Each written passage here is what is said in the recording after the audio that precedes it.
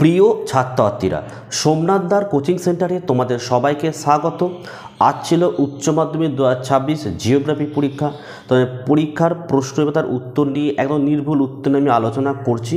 তোমরা কত নম্বর পাচ্ছ অবশ্যই কমেন্ট করে জানিও। তো চলো আমরা ভিডিওটি শুরু করি।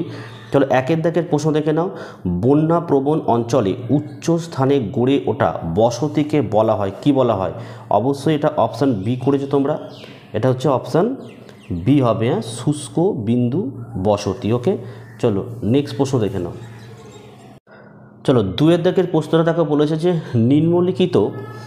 নিম্নে অঙ্কিত বসতিটি কোন ধরনের বসতি উল্লেখ করো। এটা উত্তরটা কিন্তু অবশ্যই তোমরা রৈখিক বসতি অপশান ডি করেছো, ঠিক আছে। আচ্ছা নেক্সট দেখে নাও।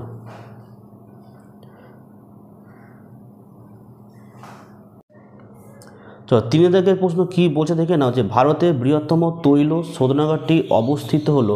এটা হচ্ছে আমাদের অপশান কি হবে? অপশান সি হবে, ঠিক আছে, জামনগর, গুজরাট। এবার আমরা চারের দাগের প্রশ্ন দেখে নেব। দেখো, অবরোহণ ও আরোহণ প্রক্রিয়ার সম্মিলিত ফল হলো। এটার উত্তর কি করবে? এটার উত্তর হচ্ছে অপশান বি হবে, পর্যায়ন। পাঁচের দাগের প্রশ্ন বলছে নিম্নোক্ত প্ল্যাটফর্মগুলি নিম্নের কোন মাধ্যমটির সাথে সম্পর্কিত। তো এখানের উত্তরটি তোমরা আশা করি অপশান বি করেছো, এটাই right answer, video conferencing. Next হচ্ছে ছয়ের দাগের প্রশ্ন বলছে নিম্নলিখিত কোন বিবৃতিটি খাদ্য শৃঙ্খলের ক্ষেত্রে প্রযোজ্য নয়। তো এই উত্তরটি তোমরা অবশ্যই অপশান এ করেছো, খাদ্য শৃঙ্খলের শক্তি প্রবাহ সর্বদা চক্রাকার। নেক্সট দেখো আমাদের সাতের প্রশ্ন কি বলা হচ্ছে, যে দক্ষিণ ভারতের তুলনায় উত্তর ভারতের সমভূমি অঞ্চলে নিত্যবহ খালের সংখ্যা বেশি হওয়ার কারণ হিসাবে নিম্নলিখিত কোনটি প্রযোজ্য নয় বলেছে। তো এখানে সঠিক অ্যান্সার কিন্তু অপশান বি করবে, ঠিক আছে। উত্তর ভারতের সমভূমির বেশিরভাগ জায়গায় ভূমিভাগ অপেক্ষাকৃত নরম শিলা দ্বারা গঠিত। আচ্ছা নেক্সট হচ্ছে আটের দাগের প্রশ্ন হচ্ছে নদী মোহনায় নিম্নলিখিত কোন ধরনের বাস্তুতন্ত্র লক্ষ্য করা যায়। তো এখানের সঠিক অ্যান্সার কোনটা হবে? অপশান এ করবে, খাঁড়ি বাস্তুতন্ত্র। চলো নয়ের দাগের প্রশ্নটি কী বলেছে, পৃথিবীর সর্বাধিক লবণাক্ত হ্রদ হলো। তো এটার উত্তর হচ্ছে অপশান বি হবে, ভ্যান হ্রদ। আচ্ছা আমাদের এবারে দশের দাগের প্রশ্ন বলছে পরিব্রাজনের আকর্ষণ শক্তি বা পুল ফ্যাক্টর নয় কোনটি। তো এখানের উত্তরটা হচ্ছে আমাদের অপশান সি হবে, সুচিকিৎসা ও স্বাস্থ্য পরিষেবা। 11 দাগের প্রশ্ন বলছে যখন দুটি সন্নিহিত হিমবাহের পার্শ্ব গ্রাবরেখা একত্রিত হয় তখন তা ড্যাশ গঠন করে। তো এখানে সঠিক অ্যান্সার অপশান এ হবে, ঠিক আছে, মধ্য গ্রাব রেখা। নেক্সট 12 দাগের প্রশ্ন হিমবাহের ক্ষয়কার্যের ফলে সৃষ্ট অ্যাম্পিথিওটার রূপী ভূমিরূপটি জার্মানিতে ড্যাশ নামে পরিচিত। তো এখানের উত্তরটা হচ্ছে অপশান বি হবে, কার নামে পরিচিত। নেক্সট দেখো 13 বাম স্তম্ভের সাথে ডান স্তম্ভ মিলিয়ে সঠিক বিকল্প নির্বাচন করো। এখানের উত্তরটা তোমরা অপশান কি করবে? অপশান চলে আসো, অপশান এ হচ্ছে সঠিক অ্যান্সার, এ হবে সঠিক অ্যান্সার, ঠিক আছে। নেক্সট দেখে নাও, এখানে একটা প্রশ্ন দেওয়া হয়েছে যে নিম্নে অঙ্কিত চিত্রটি চিহ্নিত অংশের প্রেক্ষিতে সঠিক বিকল্প নির্বাচন করো। তো এখানে সঠিক উত্তর হচ্ছে, দেখো সঠিক উত্তরটা হচ্ছে অপশান এ করবে, শীতল বায়ু, উষ্ণবায়ু, আর 3 হচ্ছে শৈলোৎক্ষেপ বৃষ্টি।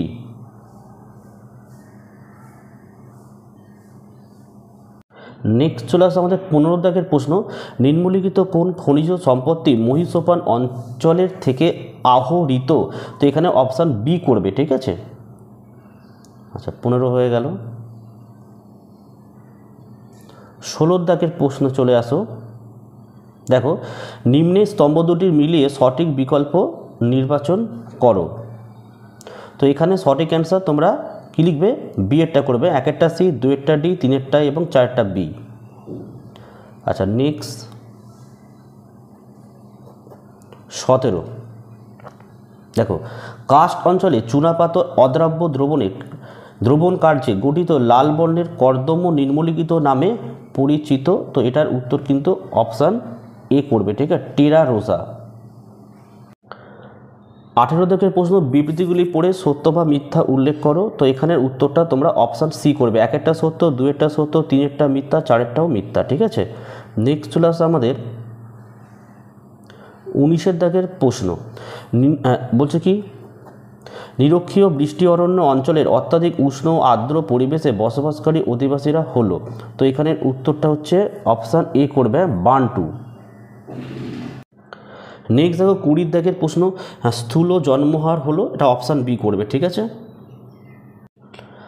চলো 21 দাগের প্রশ্ন কি বলছে, ভবিষ্যৎ জনসংখ্যা বৃদ্ধি নির্ধারণের পদ্ধতিকে বলা হয়, এখানে অপশান ডি করবে, জন অভিক্ষেপ, ঠিক আছে। চলো নেক্সট হচ্ছে আমাদের 22 দাগের প্রশ্ন কি বলেছে, 2011 সালের আদমশুমারি অনুসারে নিম্নলিখিত রাজ্যগুলিকে জনঘনত্বের ক্রমহ্রাসমান বিচারে সাজাও। তো এখানে তোমরা অপশান কি করবে, অপশান সি হচ্ছে একদম রাইট অ্যান্সার, ঠিক আছে। আচ্ছা নেক্সট দেখো 23 সঠিক বিকল্পটি প্রশ্নসূচক স্থানে বসাও, এখানে অপশান বি করবে, ঠিক আছে, এটা আন্তর্জাতিক বাণিজ্য হবে। নেক্সট দেখো আমাদের 24 দাগের প্রশ্ন, মই সঞ্চরণ মতবাদের প্রবক্তা হলেন, অপশান বি করবে, আলফ্রেড ওয়েগনার। নেক্সট দেখো 25 প্রশ্ন বলছে, দেখো উন্নয়নশীল দেশে বয়সলিঙ্গ পিরামিডের আকৃতি হয়। তো এখানে কিন্তু অপশান এটা সি করবে, ঠিক আছে, ঘণ্টা আকৃতির মতো। 26 প্রশ্ন, জনসংখ্যা বৃদ্ধির হার ড্যাশ মধ্যে সর্বাধিক, অপশান বি দেখো এশিয়া। আচ্ছা নেক্সট দেখো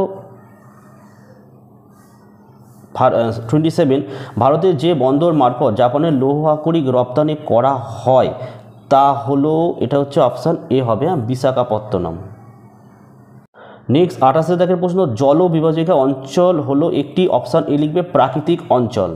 নেক্সট দেখো 29 দাগের প্রশ্ন, ন্যাশনাল ডেয়ারি ডেভেলপমেন্ট বোর্ড গঠিত হয় ড্যাশ সালে, এটা অপশান বি করবে, ঠিক আছে, 1965 সালে।